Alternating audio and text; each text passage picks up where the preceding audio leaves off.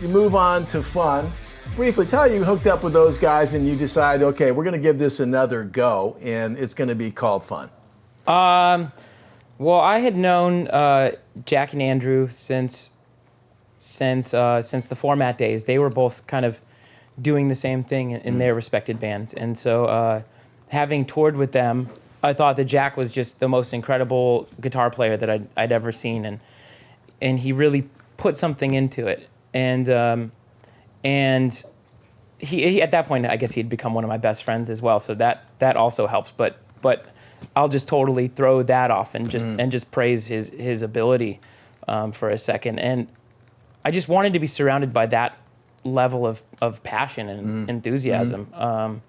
It's tough with the way that I write songs.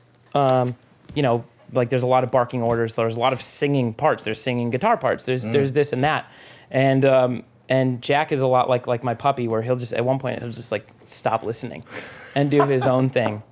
And I tell my puppy at the end of the night, God, I love you so much. I love you so much. You throw him a bone every once in a while. Yeah, and that's the exact same thing with Jack. Is like, sometimes he just stops listening and does his own thing, and it's always amazing to kind of just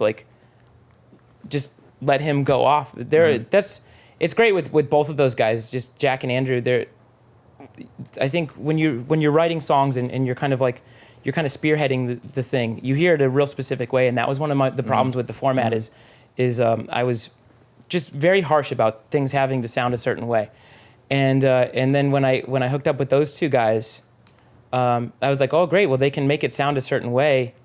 Maybe I'll step back for a second and just let them do their own thing, and it's always been better than the way that it originally was in my head.